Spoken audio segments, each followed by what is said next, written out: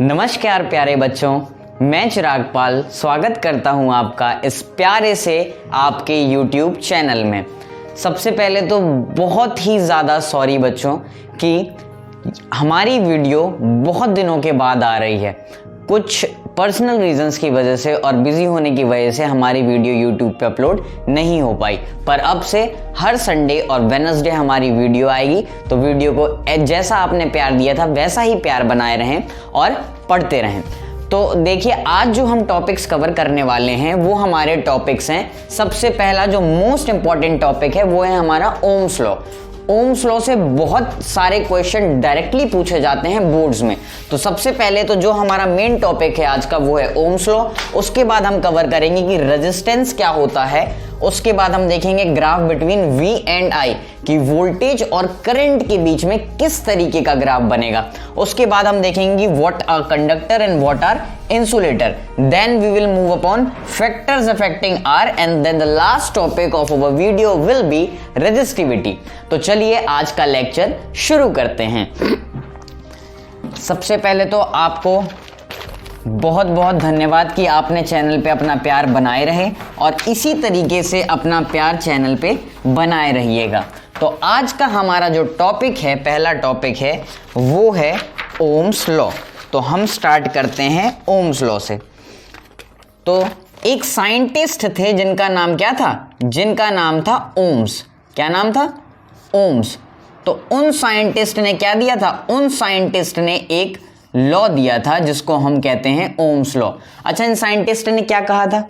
इन scientist ने कहा था, इन्होंने एक एक्सपेरिमेंट किया। एक्सपेरिमेंट क्या किया? इन्होंने एक बैटरी कनेक्ट की और यहां से इन्होंने एक रजिस्टर लगा दिया। ये रजिस्टर हमने मान लिया कि R है। ये V वोल्ट की इन्होंने क्या कनेक्ट की? इससे एक बैटरी कनेक्ट की। और जब इनने V वोल्ट की बैटरी कनेक्ट की तो इन्होंने क्या पाया? इन्होंने पाया कि जैसे जैसे ये अपना वोल्टेज इंक्रीज करते हैं वैसे वैसे जो करंट इसमें फ्लो हो रही है सर्किट में वो क्या होती है? इंक्रीज होती है। इसका मतलब पहले इन्होंने एक 2 वोल्ट की बैटरी ली तो इन्होंने देखा करंट कुछ और आ रही थी। फिर उन्होंने 4 वोल्ट की बैटरी ले ली तो इन्होंने देखा कि करंट की वैल्यू बढ़ गई। फिर उन्होंने 6 वोल्ट की बैटरी ले ली तो करंट की वैल्यू और बढ़ गई। तो इन्होंने क्या देखा? इन्होंने देखा कि जैसे जैसे हम वोल्टेज को क्या कर रहे हैं? इंक्रीज कर रहे हैं, वैसे वैसे क्या कर रहा है? हमारा करंट भी इंक्रीज कर रहा है। क्यों इंक्रीज करेगा? इसके पीछे का रीजन क्या है? देखिए, जैसे हम वोल्टेज को इंक्रीज करेंगे तो वोल्टेज को जैसे जैसे हम इंक्रीज करेंगे तो वोल्टेज का मतलब क्या होता है? Potential difference. यहां का पोटेंशियल डिफरेंस बढ़ेगा और पोटेंशियल डिफरेंस बढ़ने की वजह से इलेक्ट्रॉन क्या करना स्टार्ट कर देंगे? इलेक्ट्रॉन मूव करना स्टार्ट कर देंगे। और जितना ज्यादा पोटेंशियल हम बढ़ाएंगे उतने ही ज्यादा इलेक्ट्रॉन यहां से फ्लो करना स्टार्ट कर देंगे। और इलेक्ट्रिक करंट क्या होता है? Flow of charge is known as electric current. तो जितने ज्यादा चार्ज फ्लो होंगे उतना ही ज्यादा क्या प्रोड्यूस होगा? यहां पे इलेक्ट्रिक करंट। क्या प्रोड्यूस होगा? Electric current. तो हमने क्या देखा? ओम्स लॉ ने, जो ओम्स साइंटिस्ट थे उन्होंने एक एक्सपेरिमेंट किया और उन्होंने उस एक्सपेरिमेंट में क्या पाया कि जैसे जैसे हम वोल्टेज को बढ़ाते हैं वैसे वैसे करंट भी क्या होता है? हमारा इंक्रीज करता है। तो इन्होंने एक लॉ दिया जो कि बहुत इंपॉर्टेंट लॉ है और यहीं से हमारे क्वेश्चन पुटअप होते हैं।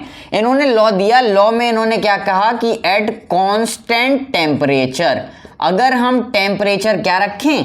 कांस्टेंट रखें, तो at constant temperature the current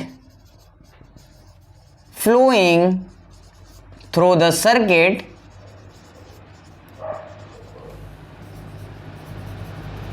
is directly proportional. वो करंट किसके डायरेक्टली प्रोपोर्शनल थी? Directly proportional to the potential difference. किसके? पोटेंशियल डिफरेंस के अक्रॉस द कंडक्टर। जो कंडक्टर के अक्रॉस हमारा पोटेंशियल डिफरेंस था उसके करंट क्या थी? Directly proportional. मतलब जैसे जैसे हम पोटेंशियल डिफरेंस इंक्रीज करेंगे वैसे ही वैसे हमारी करंट क्या होगी, इंक्रीज। ये लॉ किसने दिया था, ये लॉ एक फेमस साइंटिस्ट ने दिया था जिनको हम ओम्स के नाम से जानते हैं, और ये लॉ किस नाम से जाना जाता है, ओम्स लॉ के नाम से। अच्छा याद रखना कि ये जरूर आपको मेंशन करना है कि eight constant temperature, temperature constant होना चाहिए, सारी फिजिकल कंडीशंस जो होनी चाहिए एनवायरनमेंट की वो कांस्टेंट होनी चाहिए। तो at constant temperature the current flowing through the current is directly proportional to the potential difference across the conductor. अच्छा अब अगर आपको पोटेंशियल डिफरेंस ना पता हो कि पोटेंशियल डिफरेंस क्या होता है, तो आप हमारी पिछली वीडियो देख सकते हैं जो कि टोटली पोटेंशियल डिफरेंस में थी, जिसका लिंक आपको डिस्क्रिप्शन में मिल जाएगा। तो चलिए आगे देखिए। तो ओम्स लॉ ने क्या दिया, ओम्स लॉ ने क्या दिया, ओम्स लॉ ने एक रिलेशनशिप दी किसके बीच में, कि जैसे जैसे हम V को बढ़ाएंगे वैसे वैसे I भी क्या बढ़ेगा, इंक्रीज करेगा। तो इन्होंने क्या कहा कि V is directly proportional to I, जिसका मतलब potential difference is directly proportional to current. और यहां से क्या हुआ, यहां से आया V इज इक्वल टू, हम कभी भी फिजिक्स में प्रोपोर्शनलिटी हटाते हैं तो वहां पे कांस्टेंट जरूर लाते हैं। तो यहां पे हम क्या कांस्टेंट लाए, यहां पे लाए हम R कांस्टेंट। क्या कांस्टेंट लाए, R कांस्टेंट। तो यहां से हमारा एक एक्सप्रेशन आ गया कि V इज इक्वल टू क्या हो गया, V इज इक्वल टू हो गया I R। क्या हो गया, V is equal to I R, where R is a proportionality constant. R क्या है हमारा, प्रोपोर्शनैलिटी कांस्टेंट। प्रोपोर्शनैलिटी कांस्टेंट है तो इसकी वैल्यू हमेशा क्या रहेगी, कांस्टेंट, इसकी वैल्यू चेंज नहीं होगी। V बढ़ाने से I बढ़ेगा पर R क्या रहेगा, कांस्टेंट। R पे V और I का कोई भी इफेक्ट नहीं होगा। अब यहां से अगर हम देखें तो यहां से हमारे पास एक बहुत ही अच्छी चीज आती है। क्या आती है कि यहां से हमारे पास एक रिलेशन आ जाएगा कि V upon R is equal to क्या आ गया, I। क्या रिलेशन आया कि V upon R is equal to I। इसका मतलब क्या है कि I इनवर्सली प्रोपोर्शनल है किसके, R के। इसका मतलब जो करंट है वो रेजिस्टेंस के क्या है, इनवर्सली प्रोपोर्शनल। ये हमारा क्या है, प्रोपोर्शनैलिटी कांस्टेंट, जिसको हम क्या कहते हैं, जिसको हम कहते हैं रेजिस्टेंस। क्या कहते हैं, रेजिस्टेंस। तो यहां से हमारा एक बहुत ही इंपॉर्टेंट पॉइंट आ गया कि जो करंट होती है वो रेजिस्टेंस के क्या है, इनवर्सली प्रोपोर्शनल। इसका मतलब ये है हमारा, यहां से देखो पहला पॉइंट क्या है कि current is directly proportional to voltage या पोटेंशियल डिफरेंस। करंट क्या है, पोटेंशियल डिफरेंस के डायरेक्टली प्रोपोर्शनल है। और दूसरा पॉइंट क्या है, current is inversely proportional, inversely proportional है करंट किसके, इनवर्सली प्रोपोर्शनल है, इनवर्सली प्रोपोर्शनल है हमारे रेजिस्टेंस के। किसके इनवर्सली प्रोपोर्शनल है, रेजिस्टेंस के। इसका मतलब कि अगर हम रेजिस्टेंस इंक्रीज करते हैं तो करंट क्या होगी, डिक्रीज होगी, और अगर रेजिस्टेंस डिक्रीज करते हैं तो करंट क्या होगी, इंक्रीज होगी। अब आपके मन में ये क्वेश्चन आ रहा होगा कि ये रेजिस्टेंस आखिर होता क्या है। तो चिंता मत करिए, वीडियो में बने रहिए, अभी हम देखने वाले हैं कि रेजिस्टेंस आखिर होता क्या है। अब देखो यहां से क्या आया हमारे पास, यहां से आया कि current is directly proportional to potential difference. जो करंट है वो पोटेंशियल डिफरेंस के क्या है, डायरेक्टली प्रोपोर्शनल। नोट कर लिया, रब करें, जिसने नहीं नोट किया वो पॉज करके नोट कर ले। तो देखिए आगे हम देखने वाले हैं कि करंट जो है वो क्या है हमारा, करंट पोटेंशियल डिफरेंस के डायरेक्टली प्रोपोर्शनल है। यहां से हमारा लॉ आ गया था। तो यहां से हमने क्या देखा कि जो करंट है पोटेंशियल डिफरेंस के डायरेक्टली प्रोपोर्शनल है। इसका मतलब क्या है, इसका मतलब if V double the potential difference, अगर हम पोटेंशियल डिफरेंस क्या कर दें, डबल, तो हमारी करंट भी क्या हो जाएगी, then the current will become, will also be doubled. तो हमारी करंट भी क्या हो जाएगी, डबल हो जाएगी, क्योंकि दोनों क्या है, डायरेक्टली प्रोपोर्शनल। और वहीं अगर हम दूसरा पॉइंट ले लें कि करंट और रेजिस्टेंस क्या थे, इनवर्सली प्रोपोर्शनल। इसका मतलब if we double the resistance then current will be halved. Current क्या हो जाएगी? हाफ्ड। क्यों? क्योंकि ये दोनों क्या हैं, यहां से इस इक्वेशन से क्या आ गया कि ये दोनों क्या है? Inversely proportional. इसका मतलब अगर हम रेजिस्टेंस को डबल करेंगे तो करंट क्या हो जाएगी? हाफ। और अगर हम करंट को डबल करेंगे तो हमारा क्या हो जाएगा? तो हमारा रेजिस्टेंस जो होगा वो हाफ हो जाएगा। समझ में आया? क्यों? क्योंकि ये दोनों क्या हैं? Inversely proportional. तो अगर हम करंट को डबल करते हैं तो रेजिस्टेंस क्या हो जाएगा? हाफ हो जाएगा। और करंट को हाफ करते हैं तो रेजिस्टेंस डबल हो जाएगा। जबकि वोल्टेज के केस में क्या है? दोनों डायरेक्टली प्रोपोर्शनल है, तो पोटेंशियल डिफरेंस डबल करेंगे तो हमारी करंट भी क्या होगी? डबल होगी। आ गया समझ में? कोई दिक्कत? अब हम देखते हैं कि रेजिस्टेंस आखिर होता क्या है। तो अब हम देखेंगे कि रेजिस्टेंस क्या होता है। यहां से ये जरूर याद रखना कि ये जो आर है ये प्रोपोर्शनैलिटी कांस्टेंट है, ये चेंज नहीं होगा। ये चेंज नहीं होगा, ये हमेशा कांस्टेंट रहेगा। जैसे फॉर एग्जांपल यहां पे देख लो,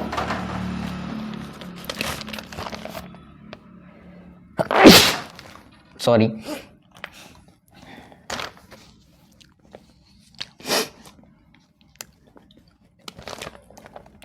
जैसे फॉर एग्जांपल हमने यहां पे लिया V और यहां पे I, इन दोनों का हमने रिलेशन देखा।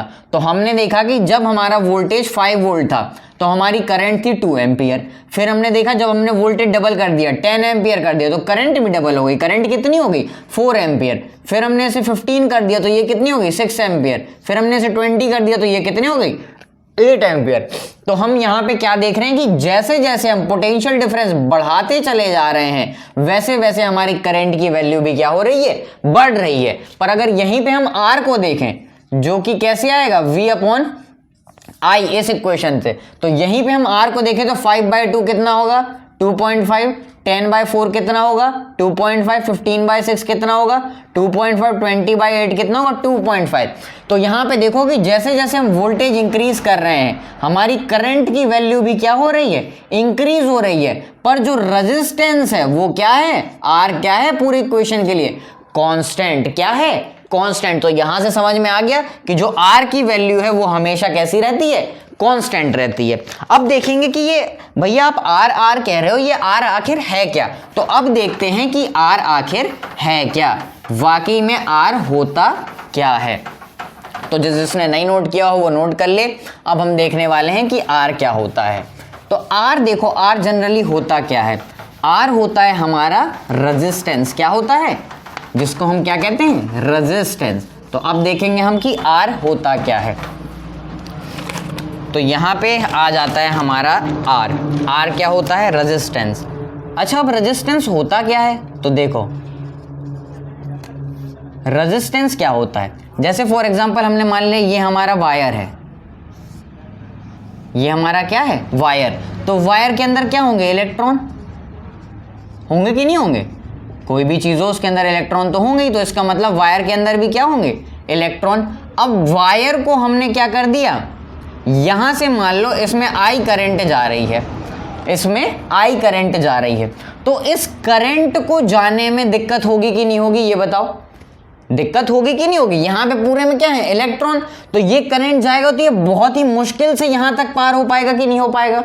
इसका मतलब इलेक्ट्रॉन यहां पे क्या क्रिएट कर रहे हैं? इलेक्ट्रॉन हिंड्रेंस क्रिएट कर रहे हैं। क्या क्रिएट कर रहे हैं? हिंड्रेंस। इलेक्ट्रॉन क्या कर रहे हैं? इसके करंट के मोशन का क्या कर रहे हैं? अपोज कर रहे हैं। तो the property of conductor which opposes the flow of current is known as resistance। Resistance क्या है? कंडक्टर की ऐसी प्रॉपर्टी जो करंट के फ्लो का क्या करती है? अपोज करती है, उसे फ्लो होने में दिक्कत क्रिएट करती है। जो करंट को फ्लो होने में बाधा क्रिएट होती है वो क्या कहलाती है? वो हमारी कहलाती है रेजिस्टेंस। तो रेजिस्टेंस क्या है? रेजिस्टेंस है property of conductor which resist या which opposes the flow of current। ऐसी प्रॉपर्टी कंडक्टर की जो करंट के फ्लो को क्या करे, अपोज करे, वो क्या कहलाती है, वो कहलाती है हमारी रेजिस्टेंस। क्या कहलाती है, रेजिस्टेंस। और रेजिस्टेंस निकालते कैसे हैं, रेजिस्टेंस इज इक्वल टू होता है V अपॉन I। क्या होता है, V upon I, voltage upon current. और इसकी जो यूनिट होती है रेजिस्टेंस की, वो यूनिट क्या होती है, वो यूनिट होती है ओम। क्या होती है, ओम। और इसे हम डिनोट कैसे करते हैं, इसे हम डिनोट करते हैं ओमेगा। ये इसका सिंबल होता है और हम इसे डिनोट कैसे करते हैं, ओमेगा से। तो रेजिस्टेंस समझ में आ गया। कंडक्टर की ऐसी प्रॉपर्टी जो कि करंट को फ्लो होने में दिक्कत क्रिएट करे, वो क्या कहलाती है, वो कहलाती है हमारी रेजिस्टेंस। और ये दिक्कत किसकी वजह से होती है, इन इलेक्ट्रॉन्स की वजह से। क्योंकि करंट को फ्लो होने में क्या पैदा होती है, वहां पे दिक्कत पैदा होती है, करंट निकलने में बहुत ही ज्यादा दिक्कत होती है। ऐसे समझो कि एक गली है, अब उस गली में 10-15 लोग खड़े हैं, तो तुम्हें निकलने में दिक्कत होगी कि नहीं होगी। और गली बिल्कुल पतली है, तो तुम्हें निकलने में दिक्कत होगी कि नहीं होगी। तो यही दिक्कत क्या कहलाती है, यही दिक्कत जब करंट के केस में आ जाती है तो वो कहलाने लगता है रेजिस्टेंस। क्या कहलाने लगता है, हमारा रेजिस्टेंस। अब यहां से देखो कि 1 ओम किसे कहते हैं, हम ओम किसे कहते हैं, ओम क्या है, that value, 1 ohm is that value of conductor when 1 ampere of current is passed through conductor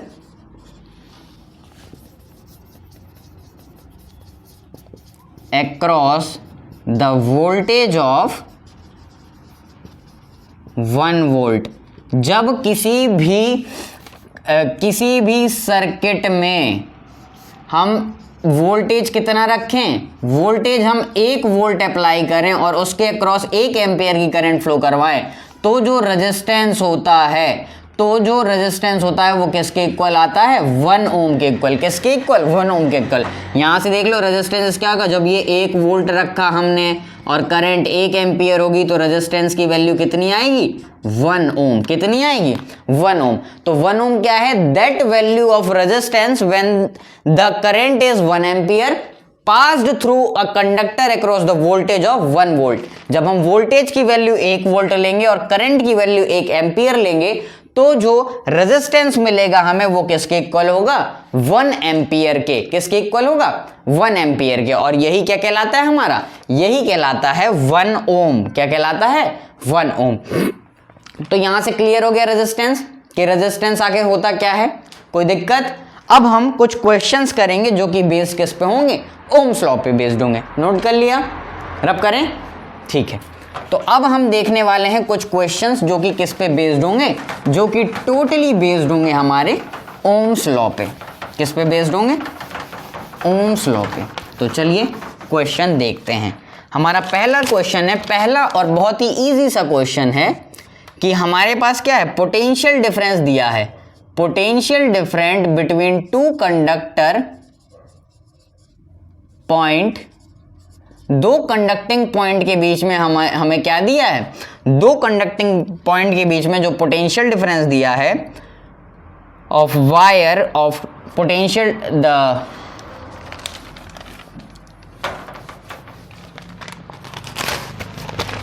हम क्वेश्चन देखेंगे। अब हमें जो क्वेश्चन दिया है वो potential difference between 2 point, potential difference between 2 points of conductor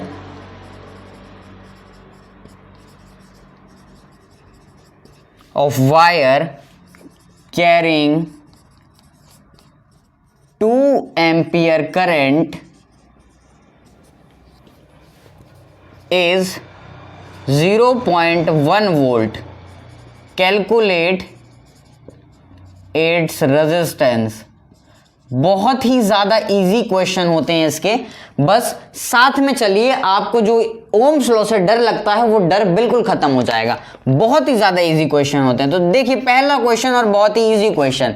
यहां पे क्या दिया है कि 2 पॉइंट के बीच में पोटेंशियल डिफरेंस दिया है हमें, जो कि करंट कितने एम्पियर की कैरी कर रहा है, 2 एम्पियर की करंट कैरी कर रहा है, कितने वोल्टेज के अक्रॉस, 0.1 वोल्टेज के अक्रॉस। हमें आर फाइंड करना है। तो सबसे पहले जो गिवन है वो लिख लो। हमें क्या दिया है, करंट दिया है कितना, 2 एम्पियर, और क्या दिया है, पोटेंशियल डिफरेंस दिया है कितना, 0.1 वोल्ट।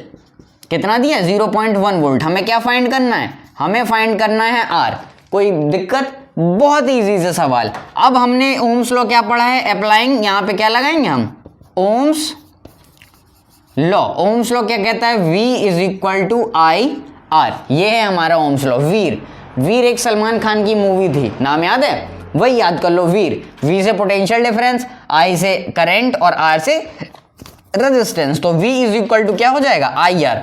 V की वैल्यू कितनी है, 0.1 इज इक्वल टू I की वैल्यू कितनी है, 2 मल्टीप्लाई बाय R। तो ये क्या हो जाएगा, 0.1 अपॉन 2 इज इक्वल टू क्या हो जाएगा, R। इसे कट कर दो तो ये आ गया 0.05, और रेजिस्टेंस किस में लिखते हैं हम लोग, ओम में। तो ये आ गई हमारी रेजिस्टेंस की वैल्यू, जो कि कितनी हो गई, 0.05। कोई दिक्कत, आ गया समझ में, रब करें, पॉज करके नोट कर लो। अब हम करने जा रहे हैं दूसरा question.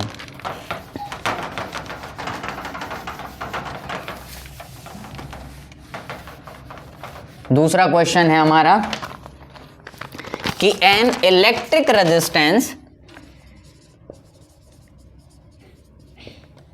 an electric resistance of 24 volt battery, एक इलेक्ट्रिक रेजिस्टेंस है जो कि 24 वोल्ट की बैटरी से क्या है, connected to a resistor of 60 ohm. 12 volt की बैटरी से एक 60 ओम का रेजिस्टेंस कनेक्टेड है। तो हमें क्या फाइंड करना है, what will be the value of I. हमें आई की वैल्यू कैलकुलेट करनी है। कोई दिक्कत, सबसे पहले क्या करेंगे, जो गिवन है लिख लो। रजिस्टर गिवन है हमें 60 ओम, और दूसरा क्या गिवन है, पोटेंशियल डिफरेंस गिवन है 24 वोल्ट। तो हमें लिख लेना है जो गिवन है, पोटेंशियल डिफरेंस कितना होगा, 24 वोल्ट, और रजिस्टर हमें गिवन है, रजिस्टर कितना है, 60 ओम। हमें निकालना क्या है, आई निकालना है। कोई दिक्कत, वही कॉन्सेप्ट लगाएंगे। हमें क्या पता है, हमें पता है कि V is equal to I R, Veer. हमने वीर मूवी बहुत देखी है सलमान खान की। तो V is equal to I R. V हमें कितना दिया है, अच्छा पोटेंशियल डिफरेंस कोई क्या कहते हैं, V कहते हैं। तो V हमें कितना दिया है, 24 वोल्ट। I पता नहीं है, निकालना है, और रेजिस्टेंस कितना दिया है, 60। तो ये कितना आ गया, 24/60 इज इक्वल टू आई। इसे कट कर लो, 12 2 24, 12 5 50, 12 5 60 सॉरी, 2/5। ये कितना आ जाएगा, 0.4 एम्पियर। करंट कितनी आ गई हमारी, 0.4 एम्पियर। कोई दिक्कत, इजी सा सवाल है। इसके सारे ही सवाल बहुत ही इजी से होते हैं, बस हमें जो दिक्कत आती है वो कॉन्सेप्ट को रखने में आती है। तो ये बहुत ही इजी से सवाल है। अब एक थोड़ी सा टफ सवाल लेंगे हम, जो कि टफ नहीं है, कॉन्सेप्ट पे बेस्ड है, आराम से आ जाएगा। नोट कर लिया, चलो रब करते हैं। पेपर आ रहे हैं, बोर्ड्स बहुत ही नजदीक आ गए हैं, अपनी तैयारी तेज कर दो, और बाद में फिर नंबर जब अच्छे आएंगे तो बहुत ही ज़्यादा खुशी होगी, क्योंकि मेहनत किसी भी चीज़ में की जाए उसका फल ज़रूर मिलता है, और वो फल हमेशा कैसा होता है, मीठा। भैया आपने चख के देखा है क्या, हाँ सेब चखा है मैंने, मीठा होता है। तो चलो देखो क्या है, an electric iron draws a current of 3.4 ampere from 220 volt supply line। एक इलेक्ट्रिक आयरन है जिसे हम 220 वोल्ट की सप्लाई लाइन में लगाते हैं तो वो कितना करंट लेता है 3.4 एम्पियर। अब हमें क्या बताना है, what current will it draw when connected to a supply of 110 volt. अब हमें ये बताना है, एक इलेक्ट्रिक आयरन है जो कि 3.4 एम्पियर की करंट देता है जब हम उसे 220 वोल्ट की सप्लाई लाइन से लगाते हैं, तो उसी इलेक्ट्रिक आयरन को जब हम 110 वोल्ट की सप्लाई लाइन से लगाएंगे तो बताओ करंट कितना देगा। भैया ये तो बहुत इजी है, 220 वोल्ट में 3.4 एम्पियर देता है तो 110 वोल्ट में कितना देगा, ये जस्ट हाफ हो गया तो ये भी क्या हो जाएगा, हाफ, 1.7। नहीं, देखो यहाँ पे अब देखो पहली चीज क्या है, थोड़ी सा इसमें क्या लगेगा, कॉन्सेप्ट लगेगा, हल्का सा कॉन्सेप्ट। अच्छा इलेक्ट्रिक आयरन है, जब पहले इलेक्ट्रिक आयरन को हमने रखा तो वो हमें क्या दिया, देखो पहले हमें क्या दिया, पोटेंशियल डिफरेंस गिवन है कितना 220 वोल्ट और करंट कितनी गिवन है 3.4 एम्पियर। तो यहां से हम क्या लिखें, यहां से हम रेजिस्टेंस निकाल लें, यहां से हम क्या निकाल लें, रेजिस्टेंस की, इलेक्ट्रिक आयरन का रेजिस्टेंस कितना है, यहां से हम रेजिस्टेंस निकाल लें। फिर जब रेजिस्टेंस आ जाएगा तो रेजिस्टेंस तो चेंज नहीं हुआ क्योंकि यहां पे हमने इलेक्ट्रिक आयरन को ही कनेक्ट किया है, तो ये पोटेंशियल डिफरेंस रेजिस्टेंस हम यहां से निकाल लेंगे, करंट की वैल्यू आ जाएगी। नहीं समझ में आया, देखो तो यहां से हमें क्या दिया है, पोटेंशियल डिफरेंस दिया है, करंट दिया, तो हम यहां से रेजिस्टेंस निकाल लेंगे। तो V is equal to I R हमें पता है, हम यही अप्लाई करेंगे। V की वैल्यू कितनी है 220 is equal to 3.4 multiply by R, तो ये आ गया 220 upon 3.4 is equal to R। हमारे पास R की वैल्यू कितनी आ गई 220 अपॉन 3.4। अब देखो हमने इसी इलेक्ट्रिक आयरन को तो कनेक्ट किया है इससे 110 वोल्ट से, यही इलेक्ट्रिक आयरन तो कनेक्टेड है, यही तो कह रहा है क्वेश्चन कि जब हमने इस इलेक्ट्रिक आयरन को 220 वोल्ट से कनेक्ट किया तो 3.4 एम्पियर दे रहा था। फिर हमने जब इसी इलेक्ट्रिक आयरन को 110 वोल्ट से कनेक्ट किया तो बताओ कितना करंट देगा। तो रेजिस्टेंस तो आ गया हमारे पास इलेक्ट्रिक आयरन का, कितना है 220 अपॉन 3.4। अब हम क्या करेंगे, हमारे पास रेजिस्टेंस है 220 अपॉन 3.4 ओम। दूसरी चीज पोटेंशियल डिफरेंस है, कितना है पोटेंशियल डिफरेंस 110। हम बताओ I निकाल लेंगे कि नहीं निकाल लेंगे, लगा दो V is equal to I R. V कितना है हमारे पास, V है 110 इज इक्वल टू I कितना है, I की वैल्यू हमें पता नहीं, और R कितना है, R हमने अभी अभी निकाला है 220 अपॉन 3.4, ये क्या आ जाएगा 110 multiply 3.4 upon 220 is equal to I, cut करो 2 टाइम्स, कट करो 1.7, तो 1.7 ampere is equal to I की वैल्यू आ गई हमारी कितनी 1.7 एम्पियर। कोई दिक्कत आ गया समझ में। चलो अब देखो हमने कुछ क्वेश्चंस कर लिए, क्वेश्चंस आ गए समझ में, कोई दिक्कत तो नहीं है। अब नोट कर लो, अब रब करते हैं। देखो वैसे करोगे अगर सीधे कॉन्सेप्ट लगाते तो मे भी गलत हो सकता था, पर अगर तुमने न्यूमेरिकली सॉल्व कर लिया है तो फिर तुम्हें कॉन्फिडेंस होना चाहिए कि गलत नहीं होगा। अब देखो, अब हमने क्या देखा था कि पोटेंशियल डिफरेंस और करंट एक दूसरे के क्या कैसे प्रोपोर्शनल होते हैं, एक दूसरे के डायरेक्टली प्रोपोर्शनल होते हैं। तो हम देखेंगे graph between V and I, V और I के बीच में क्या देखेंगे, ग्राफ देखेंगे। अब यहाँ पे देख लो हमने क्या देखा कि V और I किस तरह चेंज होते हैं। अगर हमने V 5 वोल्ट लिया तो हमें जो करंट मिली वो 2 एम्पियर मिली, फिर हमने इसे डबल कर दिया तो करंट भी क्या हो गई डबल, फिर हमने ऐसे 15 कर दिया तो करंट भी उतनी टाइम इंक्रीज हुई, फिर 20 कर दिया तो करंट 8। तो हम क्या देख रहे हैं कि जैसे जैसे हम वोल्टेज इंक्रीज करते जा रहे हैं उसी प्रोपोर्शन में हमारी करंट भी क्या होती चली जा रही है, इंक्रीज होती चली जा रही है। क्या होती चली जा रही है, इंक्रीज। तो हम यहां से क्या देखते हैं कि जो पोटेंशियल डिफरेंस है वो करंट की क्या है, डायरेक्टली प्रोपोर्शनल। और याद रखना कभी भी अगर कोई चीज एक दूसरे के डायरेक्टली प्रोपोर्शनल हो तो उसका जो ग्राफ होता है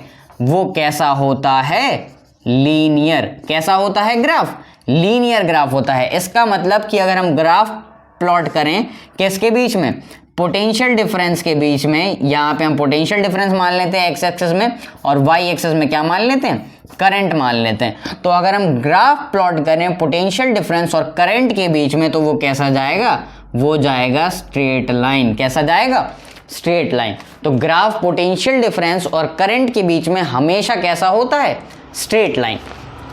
कोई दिक्कत? और अगर हम इसका स्लोप निकालेंगे तो हमें क्या मिल जाएगा, हमें मिल जाएगा रेजिस्टेंस। क्या मिल जाएगा, resistance.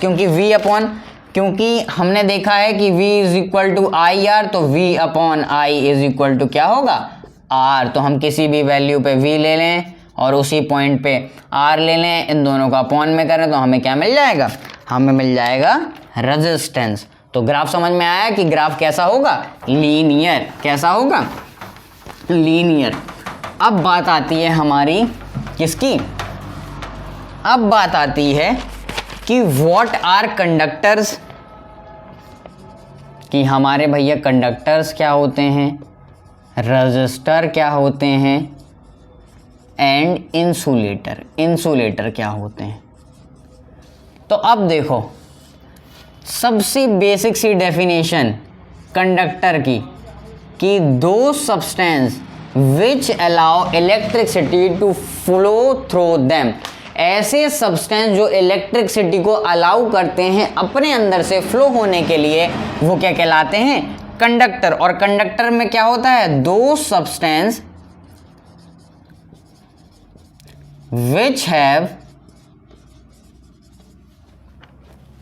Very low electrical resistance, ऐसे सब्सटेंस जिसमें बहुत ही ज्यादा कम क्या हो, इलेक्ट्रिकल रेजिस्टेंस। अच्छा फिर रिकॉल करो, V upon R is equal to I. यहां से क्या आया कि I जितना ज्यादा होगा R उतना कम होगा, और I जितना कम होगा R उतना ज्यादा होगा। तो अब कंडक्टर है तो कंडक्टर क्या करेगा, कंडक्टर तो फ्लो करवाएगा। इसका मतलब कंडक्टर में करंट की वैल्यू क्या होगी, ज्यादा।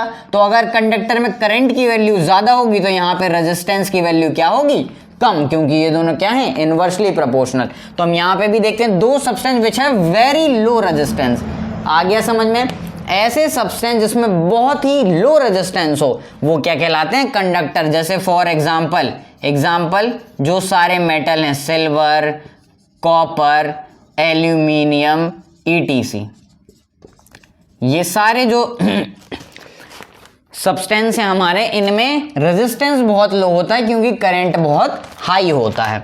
अब बारी आती है हमारी रजिस्टर की, कि रजिस्टर आखिर होता क्या है। तो रजिस्टर क्या होता है, ऐसे सब्सटेंस जिसका रेजिस्टेंस इनसे कंपैरेटिवली हाई होता है, इनसे थोड़ी ज्यादा होता है रेजिस्टेंस, वो क्या कहलाते हैं, रजिस्टर। तो रजिस्टर में क्या आएगा, दो substance which have comparatively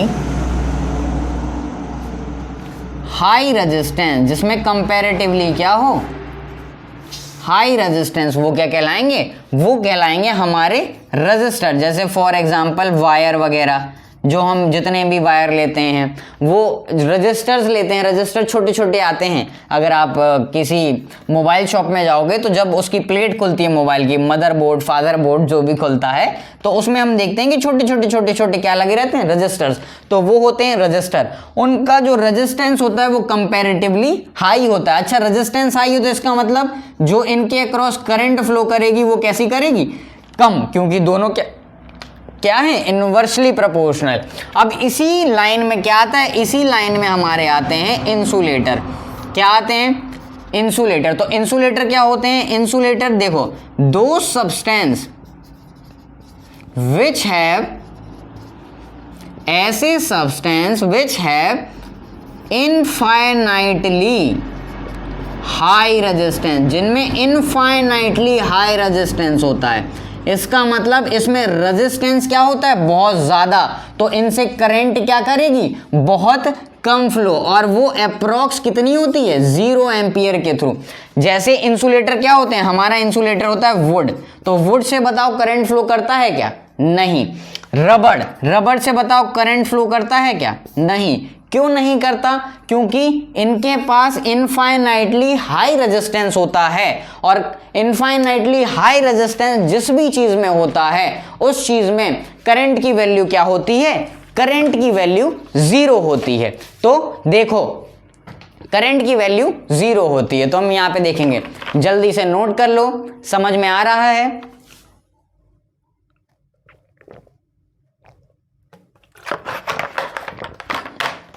note कर लिया?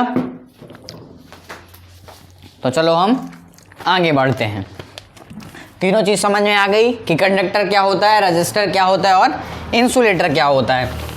अब हम इसी प्रोसेस में आगे बढ़ते हैं कि जो हमारे रेजिस्टेंस होता है वो रेजिस्टेंस कई फैक्टर्स पर डिपेंड करता है। जैसे फॉर एग्जांपल हमारे पास एक वायर है, अगर हम उस वायर को डबल कर दें तो रेजिस्टेंस क्या होगा? क्या वो चेंज हो जाएगा?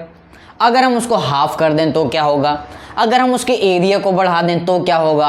अगर हम टेम्परेचर को बढ़ा दें तो क्या होगा? तो हमें देखना है, नोट कर लिया? तो जो रेजिस्टेंस होता है हमारा वो कई फैक्टर्स पे क्या करता है? कई फैक्टर्स पे डिपेंड करता है, और हमें उन्हीं फैक्टर्स को क्या करना है? स्टडी करना है। तो देखो जो हमारा रेजिस्टेंस होता है, फैक्टर्स अफेक्टिंग, फैक्टर्स हेडिंग डालिए, factors affecting the resistance. Resistance को कौन कौन से फैक्टर अफेक्ट करते हैं? तो हेडिंग लगाइए कि फैक्टर्स अफेक्टिंग द रेजिस्टेंस। तो देखो रेजिस्टेंस को बहुत सारे फैक्टर अफेक्ट करते हैं। सबसे पहला जो अफेक्ट करता है वो होता है लेंथ ऑफ कंडक्टर, कि रेजिस्टेंस को क्या अफेक्ट करता है? कंडक्टर की लेंथ रेजिस्टेंस को अफेक्ट करती है। दूसरा अफेक्ट करता है एरिया ऑफ क्रॉस सेक्शन, क्या? Area of cross section of conductor. Conductor का एरिया भी इफेक्ट करता है, कि अगर हम एरिया चेंज कर देते हैं तो हमारा रेजिस्टेंस क्या हो जाता है? चेंज हो जाता है। तीसरा जो इफेक्ट करता है वो करता है nature of material. Nature of material, की अगर हम दूसरा मटेरियल चेंज कर दें तो मटेरियल चेंज करने से हमारा रेजिस्टेंस क्या हो जाता है? चेंज हो जाता है। और चौथा जो करता है वो करता है टेम्परेचर।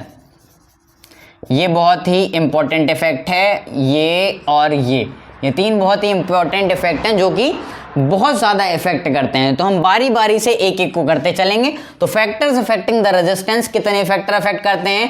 पहला लेंथ ऑफ द कंडक्टर, दूसरा एरिया ऑफ क्रॉस सेक्शन, तीसरा नेचर ऑफ मटेरियल और चौथा टेम्परेचर। तो सबसे पहला हमें देखना है कि लेंथ, कंडक्टर की लेंथ किस तरीके से फैक्टर अफेक्ट करती है रेजिस्टेंस को।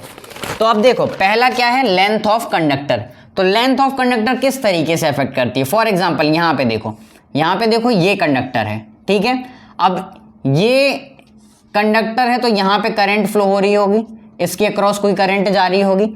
अच्छा, अब इसमें क्या होंगे? इलेक्ट्रॉन होंगे कि नहीं होंगे? इसमें इलेक्ट्रॉन होंगे। तो अब हमने क्या किया? हमने एक लंबा वायर ले लिया। तो अगर हमने लंबा वायर ले लिया तो बताओ नंबर ऑफ इलेक्ट्रॉन बढ़ जाएंगे कि नहीं बढ़ जाएंगे? बढ़ जाएंगे कि नहीं बढ़ जाएंगे? बताओ नंबर ऑफ इलेक्ट्रॉन यहां से बढ़ जाएंगे कि नहीं बढ़ जाएंगे? अगर ये इतना वायर था तो इसमें इतने इलेक्ट्रॉन थे, अब ये इतना बड़ा वायर हो गया तो इसमें नंबर ऑफ इलेक्ट्रॉन बढ़ गए कि नहीं बढ़ गए?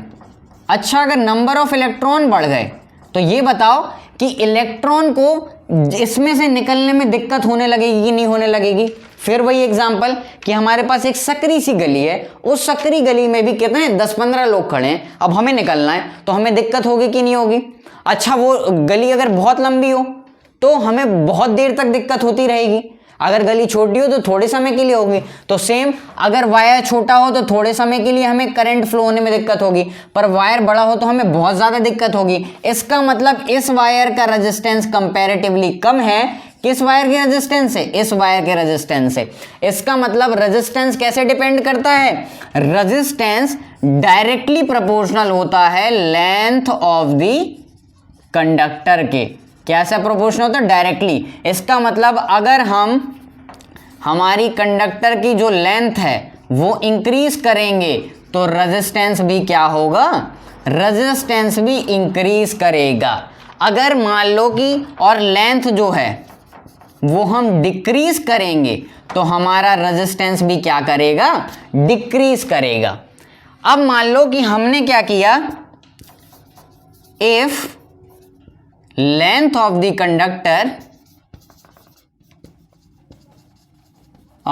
कंडक्टर इज डबल्ड, अगर हमने कंडक्टर की लेंथ को डबल कर दिया, अगर हमने कंडक्टर की लेंथ को डबल कर दिया तो अच्छा, डबल कर दिया तो इलेक्ट्रॉन ज्यादा हो गए, इलेक्ट्रॉन ज्यादा हो गए तो उसमें दिक्कत ज्यादा होने लगी, दिक्कत ज्यादा होने लगी तो इसका मतलब रेजिस्टेंस भी इंक्रीज कर गया। तो रेजिस्टेंस के डायरेक्टली प्रोपोर्शनल है लेंथ। तो अगर हमने कंडक्टर की लेंथ को डबल कर दिया तो हमारा रेजिस्टेंस भी क्या हो जाएगा, क्या हो जाएगा, resistance will also be doubled, resistance भी क्या हो जाएगा, जस्ट डबल हो जाएगा। और अगर हमने लेंथ को क्या कर दिया, लेंथ ऑफ कंडक्टर हमने हाफ कर दी तो हमारा रेजिस्टेंस भी क्या हो जाएगा, रेजिस्टेंस भी हाफ हो जाएगा, क्योंकि ये डायरेक्टली प्रोपोर्शनल है। तो समझ में आ गया कि लेंथ कैसे रेजिस्टेंस पे डिपेंड करती है। अगर हम वायर की लेंथ चेंज कर देते हैं तो वायर का रेजिस्टेंस चेंज हो जाता है। लंबे वायर में रेजिस्टेंस ज्यादा होता है और छोटे वायर में रेजिस्टेंस कम होता है। ये पॉइंट आ गया समझ में, नोट कर लो, बहुत इंपॉर्टेंट पॉइंट है, आगे काम आएगा। उसके बाद अब दूसरा पॉइंट की एरिया पे किस तरीके से डिपेंड करता है हमारा रेजिस्टेंस। तो फैक्टर अफेक्टिंग द रेजिस्टेंस, दूसरा पॉइंट है हमारा एरिया ऑफ क्रॉस सेक्शन। क्या है, area of cross section of conductor, कि कंडक्टर के एरिया पे किस तरीके से डिपेंड करता है। तो अब देखो, समझना आराम से, ये इतना वायर था तो इसमें सकरी गली थी, तो सकरी गली से निकल पाएंगे क्या हम, नहीं निकल पाएंगे। तो सकरी गली से करंट को फ्लो होने में क्या होती थी, दिक्कत। अब हमने गली क्या कर दी, गली कर दी चौड़ी, क्या कर दी, चौड़ी, मतलब हमने क्या कर दिया, इसका एरिया बढ़ा दिया। क्या बढ़ा दिया, एरिया। अब हमने इसको चौड़ी कर दी तो इसका क्या बढ़ गया, एरिया बढ़ गया। अब यहां से करंट फ्लो हो रहा है, अब यहां पे अगर इलेक्ट्रॉन हैं भी तो करंट क्या करेगा, गली क्या हो गई, चौड़ी, तो करंट अपना कहीं ना कहीं से रास्ता निकाल लेगा निकलने के लिए। तो अच्छा बताओ, दिक्कत इस वाले में करंट को फ्लो होने में ज्यादा होगी या इस वाले में, किस में करंट को फ्लो होने में दिक्कत ज्यादा होगी, सकरी गली में। हमें अगर सकरी सी गली है, वहां पे 10-15 लोग खड़े हैं, तो हमें उस पतली सी गली से निकलने में दिक्कत होगी, या एक बहुत चौड़ी गली है जहां पे 10-15 लोग खड़े हैं तो वहां से निकलने में दिक्कत होगी, बताओ, पतली सी गली में निकलने में दिक्कत होगी। तो इसका मतलब अगर हमारा एरिया ज्यादा होता है तो रेजिस्टेंस क्या हो जाता है, कम, करंट फ्लो होने में आसानी होती है। इसका मतलब अगर एरिया ज्यादा तो रेजिस्टेंस कम, और एरिया अगर कम होगा तो रेजिस्टेंस क्या होगा, क्या होगा, रेजिस्टेंस ज्यादा होगा। तो यहां से हम एक बहुत ही इंपॉर्टेंट डेरिवेशन आया कि जो रेजिस्टेंस होता है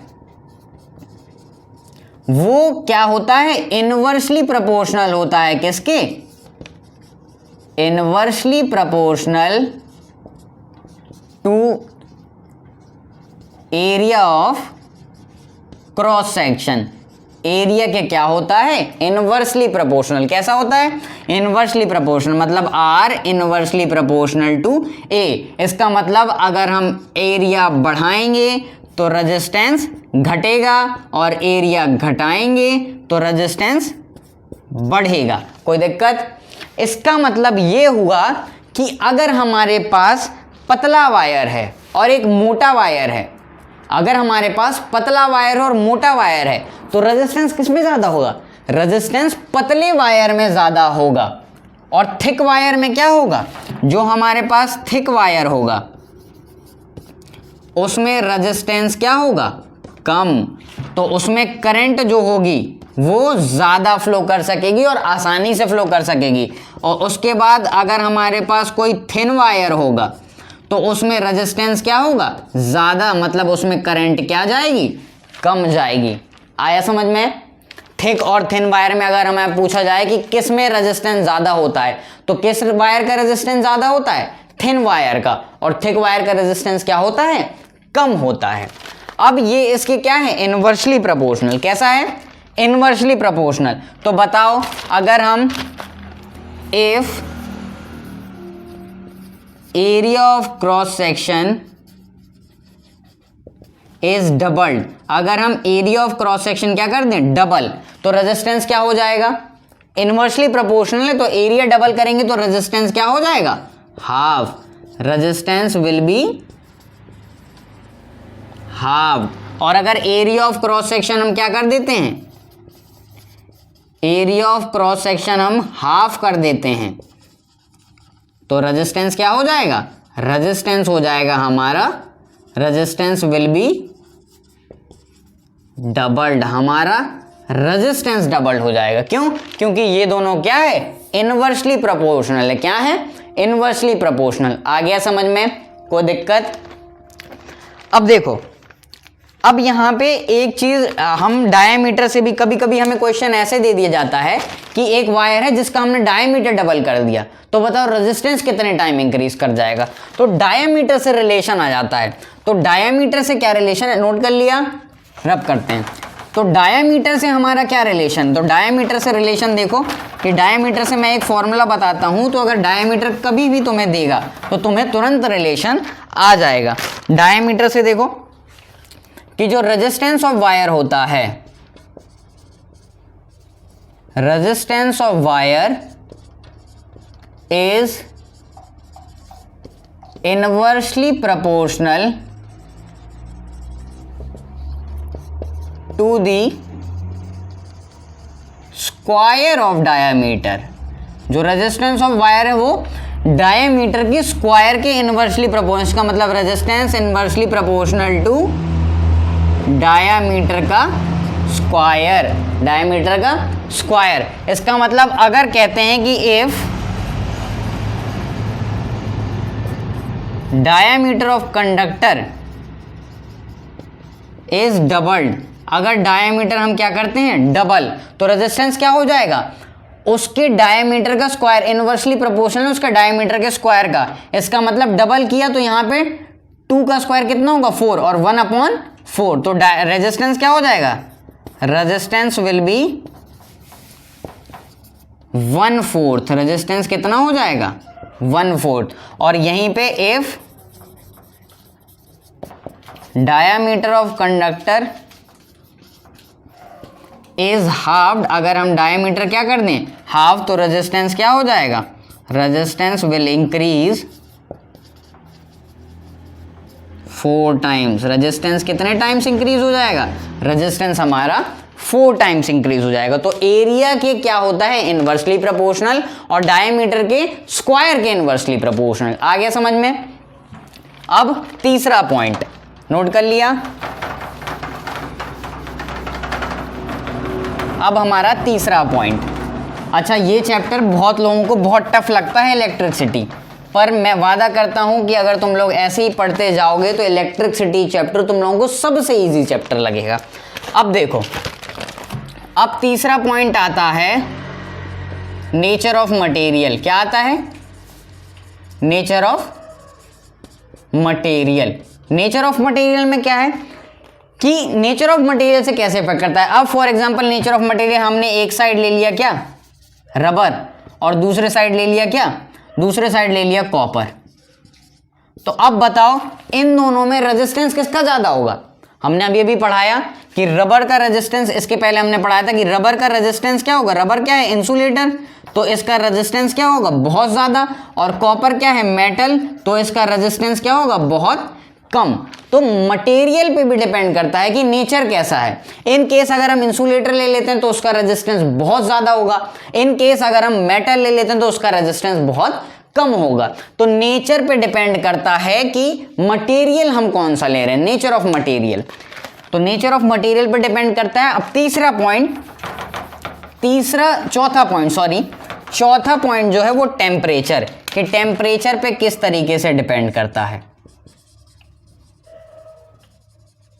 टेम्परेचर, तो जनरली ये देखा गया है कि अगर हम टेम्परेचर को इंक्रीज करते हैं तो क्या होता है, if generally resistance increases on increase in temperature, अगर हम टेम्परेचर को इंक्रीज करते हैं तो जितने भी प्योर मेटल्स हैं उनका रेजिस्टेंस क्या करता है, इंक्रीज करता है। तो इसका मतलब अगर हमारे पास कॉपर है और हम उसे हीट करें तो हीट करने से क्या होगा, उसका रेजिस्टेंस इंक्रीज करेगा। अच्छा, कैसे इंक्रीज किया, देखो ये हमारे पास कॉपर है, इसको हमने हीट किया तो इसके पार्टिकल, इसके अंदर जो इलेक्ट्रॉन, इनके पास एनर्जी आ गई तो इलेक्ट्रॉन क्या करने लगेंगे, मूव करने लगेंगे। और इलेक्ट्रॉन मूव करने लगे इसका मतलब करंट को फ्लो होने में क्या होने लगी, दिक्कत। तो जितना ज्यादा इलेक्ट्रॉन मूव करेंगे उतनी ज्यादा करंट को फ्लो होने में क्या होगी, दिक्कत। इसलिए टेम्परेचर इंक्रीज करने पे जितने भी प्योर मेटल हैं उनका रेजिस्टेंस क्या करता है, इंक्रीज करता है। पर यहीं पे अगर हम एलॉय का ले लें तो एलॉय अनइफेक्टेड रहते हैं। कैसे रहते हैं, अनइफेक्टेड। उसमें हम लोग टेम्परेचर बढ़ाएं या घटाएं उसके रेजिस्टेंस पे कोई इफेक्ट नहीं पड़ता है। जैसे कि एलॉय में दो एग्जांपल ले लो, मैग्नेनिन और दूसरा नाइक्रोम, मैग्नेनिन और नाइक्रोम। आ गया समझ में, कोई दिक्कत। चलिए अब आगे बढ़ते हैं। अब देखो हमने यहां से क्या देखा, हमने यहां से दो चीज देखी, यहीं से हम लोग एक बहुत ही इंपॉर्टेंट डेरिवेशन करने वाले हैं। हमने यहां से दो चीज देखी कि जो फैक्टर है रेजिस्टेंस वो लेंथ के क्या था, रिकॉल करो कि जो रेजिस्टेंस था हमारा वो डायरेक्टली प्रोपोर्शनल था किसके, लेंथ के, और इनवर्सली प्रोपोर्शनल था किसके, एरिया के। यहीं से हमारा एक बहुत इंपॉर्टेंट डेरिवेशन आने वाला है। तो हमने क्या देखा कि जो रेजिस्टेंस होता है वो डायरेक्टली प्रोपोर्शनल होता है लेंथ के और इनवर्सली प्रोपोर्शनल होता है एरिया ऑफ क्रॉस सेक्शन के। तो यहाँ से एक बहुत ही ज़्यादा इंपॉर्टेंट रेजिस्टिविटी का हम लोग डेरिवेशन करेंगे। अब क्या है, हमने देखा कि रेजिस्टेंस जो है डायरेक्टली प्रोपोर्शनल है लेंथ के। इसका मतलब जितना हम लेंथ बढ़ाएंगे उतनी ज़्यादा क्या बढ़ेगी, रेजिस्टेंस। और क्या है दूसरा, इनवर्सली प्रोपोर्शनल है किसके, एरिया के। किसके इनवर्सली प्रोपोर्शनल है, एरिया के। तो इसका मतलब जितना ज़्यादा हम एरिया बढ़ाएंगे लेंथ उतनी कम होगी। अब हम क्या करते हैं, इसको मान लेते हैं इक्वेशन फर्स्ट और इसको मान लेते हैं इक्वेशन सेकेंड। तो combining equation first and second, अगर हम फर्स्ट और सेकेंड दोनों इक्वेशन को कंबाइन कर दें तो क्या आएगा, R is directly proportional to L upon A। क्या आएगा, R is directly proportional to L upon A। अब हमें क्या हटानी है, प्रोपोर्शनलिटी हटानी है। तो प्रोपोर्शनलिटी हटाएंगे तो यहाँ पे क्या आ जाएगा, एक प्रोपोर्शनलिटी कांस्टेंट जिसे हम ऐसे रिप्रेजेंट करेंगे और रो से रिप्रेजेंट करते हैं। तो रो L अपॉन A क्या आ गया, रो L अपॉन A। और ये जो है ये क्या है, ये है हमारा प्रोपोर्शनैलिटी कांस्टेंट, जिसको हम लोग किससे रिप्रेजेंट करते हैं, रो से, और जिसको हम लोग क्या कहते हैं, रेजिस्टिविटी। इसी को हम लोग क्या कहते हैं, रेजिस्टिविटी। क्या कहते हैं इसको, रेजिस्टिविटी। तो यहां से हम देखेंगे तो रेजिस्टिविटी इज इक्वल टू क्या आ जाएगा, इनका क्रॉस मल्टीप्लाई करा दो तो ये क्या आ जाएगा, RA upon L is equal to क्या हो जाएगा, रो इज इक्वल टू क्या हो जाएगा, RA अपॉन L। तो रेजिस्टिविटी यहां से क्या आ गया, रेजिस्टिविटी इज इक्वल टू आ गया RA upon L, resistance into area into length. अब देखो यहां से हम क्या देखेंगे, यहां से अगर हम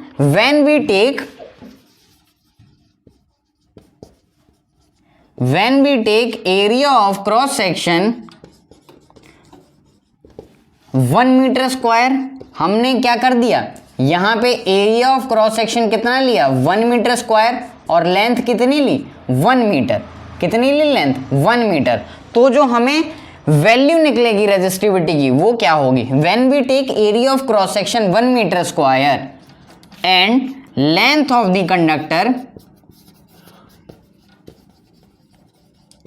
length of the conductor 1 meter, then the value of resistivity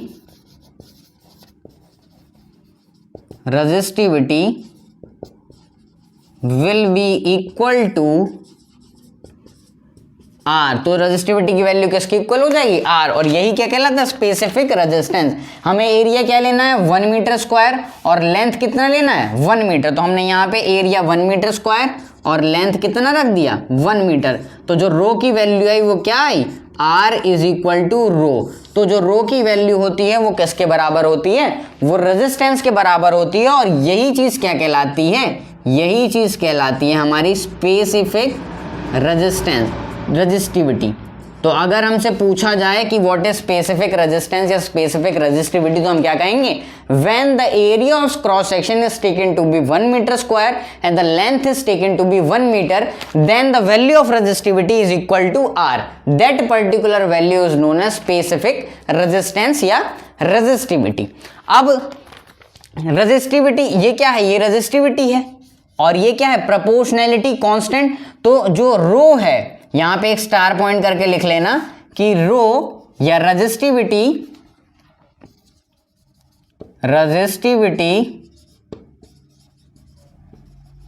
does not depend on length या फिर एरिया। जो रेजिस्टिविटी है हमारी, बहुत ही इंपॉर्टेंट पॉइंट है, जो रेजिस्टिविटी है वो लेंथ पे या फिर एरिया पे डिपेंड नहीं करती है। ये क्या होती है, independent of length and area. Length और एरिया की क्या होती है, इंडिपेंडेंट। इसका मतलब अगर हम तुमसे कहें कि अगर एक वायर है उसको हम डबल कर देते हैं तो उसका रेजिस्टेंस डबल होगा, रेजिस्टिविटी डबल नहीं होगी। याद रखना कि अगर कोई वायर है उसे हम डबल कर देते हैं तो रेजिस्टेंस डबल हो जाएगा, और कोई वायर है जिसे हम उसका एरिया 2 टाइम्स कर देते हैं तो रेजिस्टेंस हाफ होगा, पर रेजिस्टिविटी उसकी क्या रहेगी, रेजिस्टिविटी सेम रहेगी, क्योंकि रेजिस्टिविटी इंडिपेंडेंट होती है लेंथ और एरिया के। रेजिस्टिविटी क्या होती है, इंडिपेंडेंट होती है लेंथ और एरिया के। अगर हम मटेरियल चेंज कर दें, जैसे हमने लिया कॉपर, कॉपर के बाद हमने ले लिया सिल्वर, तो मटेरियल चेंज करने पर रेजिस्टिविटी डिपेंड हो जाएगी, क्योंकि रेजिस्टिविटी डिपेंड ऑन मटेरियल। ये मटेरियल पर डिपेंड करती है, ना कि लेंथ और एरिया पे। तो याद रखना कि अगर हम मटेरियल चेंज कर दें तो रेजिस्टिविटी चेंज हो जाएगी, वरना रेजिस्टिविटी चेंज नहीं होगी। आ गया कोई दिक्कत, तो ये फॉर्मूला नोट कर लो, बहुत ही इंपॉर्टेंट है, काम आने वाला है, कि resistivity is equal to R A upon L. अब देखो, अब रेजिस्टिविटी जो होती है वो जनरली मेटल की क्या होती है, मेटल की बहुत लो होती है, और एलॉयज की क्या होती है, बहुत हाई। और सबसे लो कौन से मेटल की होती है, सिल्वर। सिल्वर क्या है हमारा, बेस्ट कंडक्टर। तो अगर ये कंडक्टर है तो इसकी रेजिस्टिविटी क्या होगी, इसकी रेजिस्टिविटी जो होती है वो बहुत ही ज़्यादा क्या होती है, लो। कैसी होती है, लो। और generally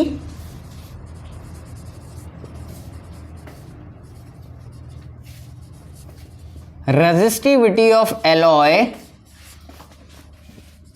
are much more higher than that of metal. Metal के कंपैरिजन में एलॉय की रेजिस्टिविटी क्या होती है, बहुत ही ज़्यादा हाई। कैसी होती है, बहुत ही ज़्यादा हाई होती है रेजिस्टिविटी एलॉय की। तो एलॉय की हमने रेजिस्टिविटी देखी जो बहुत ही ज़्यादा क्या होती है, हाई होती है। अच्छा, इसी वजह से रेजिस्टिविटी क्या होती है, बहुत ही ज़्यादा हाई होती है, तो ये क्या प्रोड्यूस करते हैं, हीटिंग इफेक्ट। क्या प्रोड्यूस करते हैं, हीटिंग इफेक्ट। इसी चैप्टर में हम आगे पढ़ेंगे हीटिंग इफेक्ट ऑफ करंट, तब बताएंगे। अभी थोड़ी सा देख लो, नोट कर लिया, रब करें। अभी थोड़ी सा देख लो, हम थोड़ी सा जनरली एलॉय की रेजिस्टिविटी हाई होती है। तो देखो, जो इलेक्ट्रिक आयरन वगैरह होते हैं उसमें हम क्या यूज़ करते हैं, उसमें हम मेटल ना यूज़ करके जितने भी ऐसे अप्लायंसेस हैं जिससे हीट प्रोड्यूस होती है, जैसे कि हीटर, गीज़र, इलेक्ट्रिक आयरन, तो इसमें हम क्या करते हैं, इसमें जो रेजिस्टिविटी होती है वो एलॉय की रेजिस्टिविटी ऑफ एलॉय वो क्या होती है, बहुत ज़्यादा। तो हम जितने भी हीटिंग अप्लायंसेस हैं, हीटिंग अप्लायंसेस, उसमें हम क्या यूज़ करते हैं, उसमें हम एलॉय ही यूज करते हैं, क्योंकि वो क्या प्रोड्यूस करता है, हीट प्रोड्यूस करता है। जैसे for example electric iron, electric iron, तो इलेक्ट्रिक आयरन में हम क्या यूज करते हैं, इलेक्ट्रिक आयरन में हम यूज करते हैं नाइक्रोम एलॉय। ये क्या है, एक एलॉय। अच्छा, नाइक्रोम क्यों यूज करते हैं, नाइक्रोम क्यों यूज करते हैं, क्योंकि सबसे पहला पॉइंट, ये बहुत इंपॉर्टेंट पॉइंट है, आ जाते हैं। पहला point, resistivity of nichrome, resistivity of nichrome is very high. सबसे पहला तो इसकी रेजिस्टिविटी ज्यादा है, और दूसरा इट डज नॉट ऑक्सीडाइज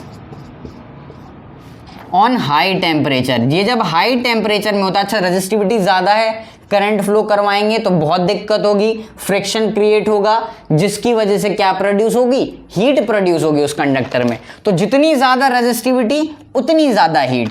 तो हीट में क्या होगा कि ये ऑक्सीडाइज नहीं होता है। सबसे पहली बात कि it does not oxidize on high temperature, कि ये हाई टेम्परेचर पे ऑक्सीडाइज नहीं होता है, और इसीलिए हम इलेक्ट्रिक आयरन को चाहे जितना भी हीट दे लें वो ऑक्सीडाइज नहीं होता और वो प्रेस करता रहता है। तो ये समझ में आ गया, ये दो रीजन है कि नाइक्रोम को क्यों हम इलेक्ट्रिक आयरन में यूज करते हैं। क्यों, क्योंकि रेजिस्टिविटी नाइक्रोम की बहुत ज्यादा हाई होती है। दूसरी चीज कि ये ऑक्सीडाइज नहीं होता हाई टेम्परेचर पे।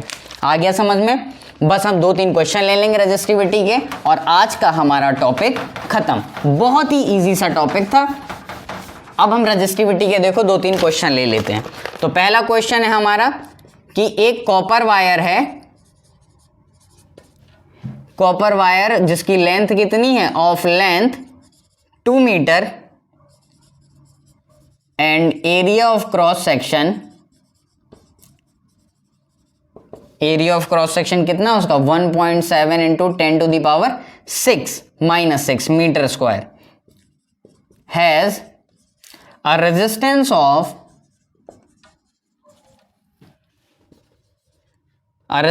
of 2 into 10⁻⁻2 ohm. Calculate resistivity of material.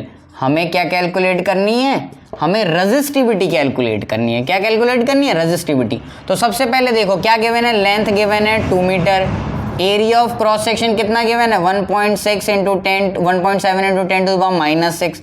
तीसरी चीज रेजिस्टेंस हमें गिवन है, ये क्या गिवन है, रेजिस्टेंस कितना गिवन, 2 इंटू 10⁻2 ओम।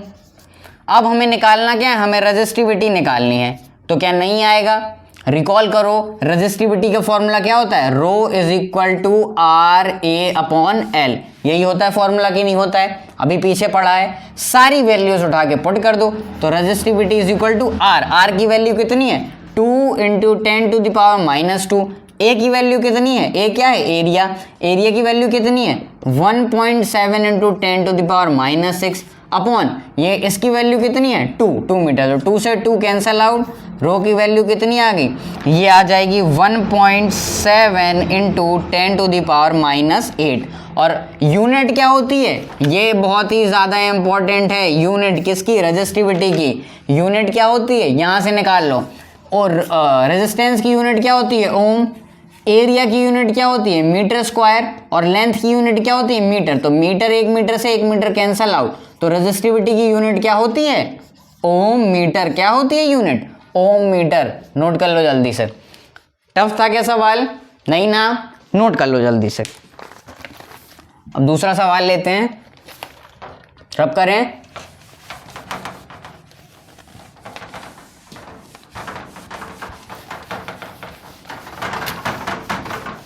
दूसरा सवाल लेते हैं।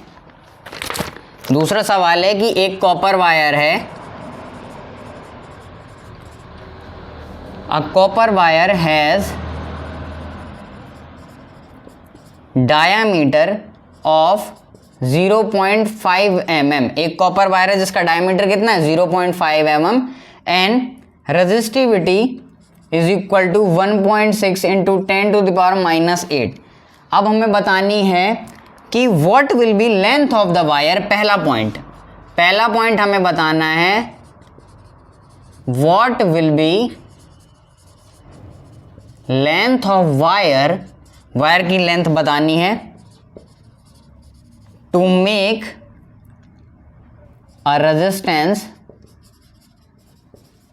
ऑफ 10 ओम, कि हमें अगर हमें उसका रेजिस्टेंस 10 ओम लेना है तो उसकी वायर की लेंथ बतानी है कि वायर की लेंथ कितनी होगी। दूसरा, how much resistance change if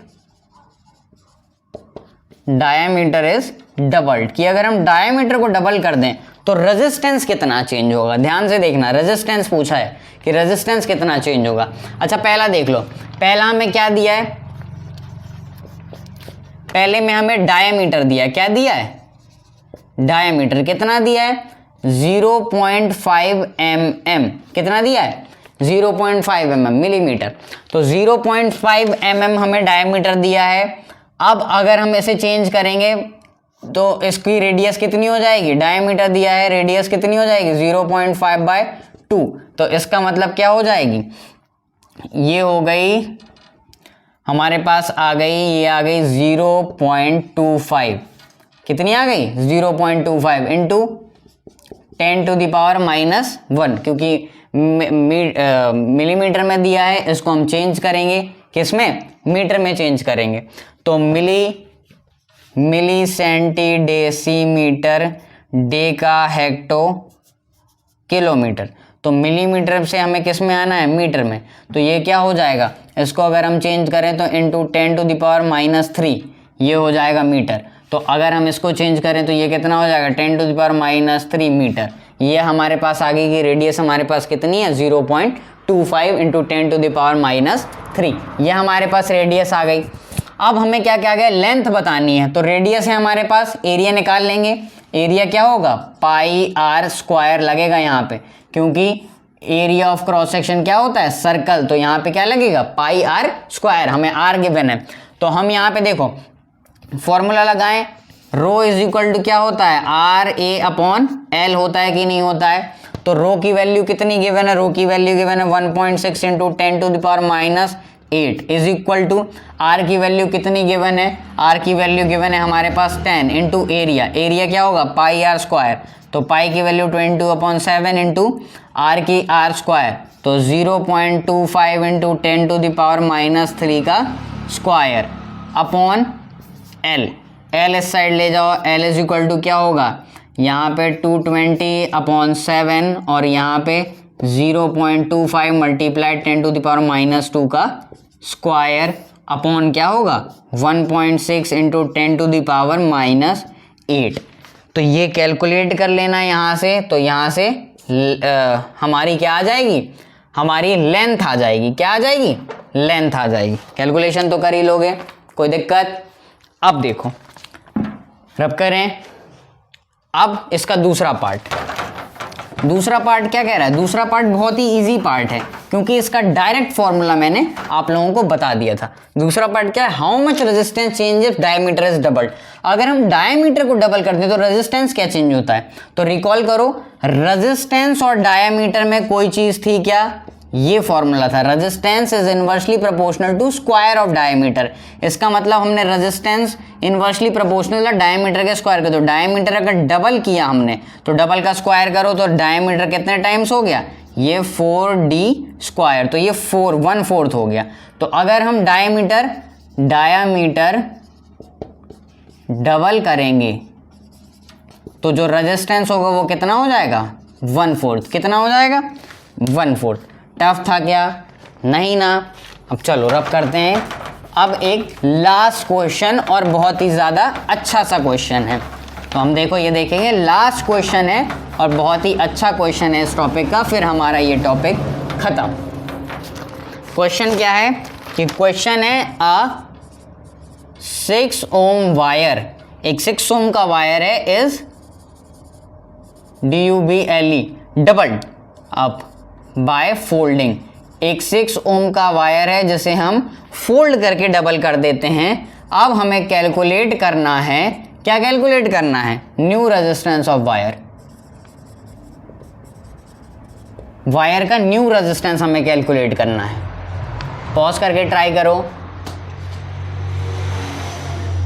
कर लिया। अब देखो हमारे पास, हम मान लेते हैं let the length of wire be L and area of cross section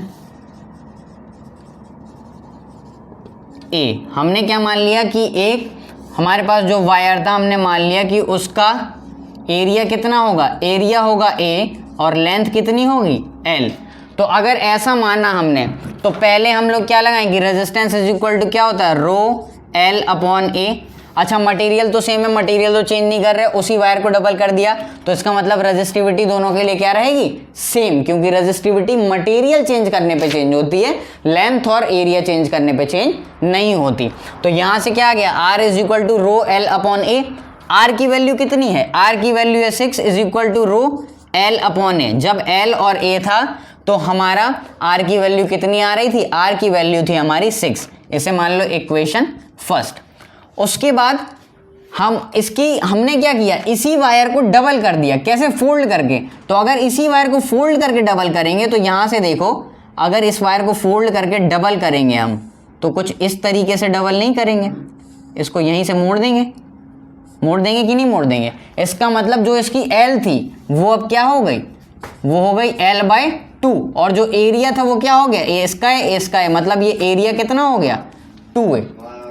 जो लेंथ थी वो कितनी हो गई, L/2, और एरिया कितना हो गया, 2 है। तो अब R न्यू कितनी हो जाएगी, is equal to rho L कितनी हो गई, L हो गई हमारी L/2 अपॉन A कितना हो गया, A हो गया 2। Dividing equation first and second, equation first और सेकंड को डिवाइड करा देंगे तो क्या आ जाएगा, 6 upon R new is equal to rho L upon A upon rho L upon 4A। ये तो इसका S से मल्टीप्लाई, इसका S से मल्टीप्लाई, तो क्या हो जाएगा, 6 upon R new is equal to rho L into 4A upon rho L into A से A कैंसल, रो L से rho L cancel, 6 upon 4 is equal to क्या आ गया, R न्यू। इसका मतलब ये कितना हो गया, 3 अपॉन 2, इसका मतलब 1.5 ohm is equal to R new.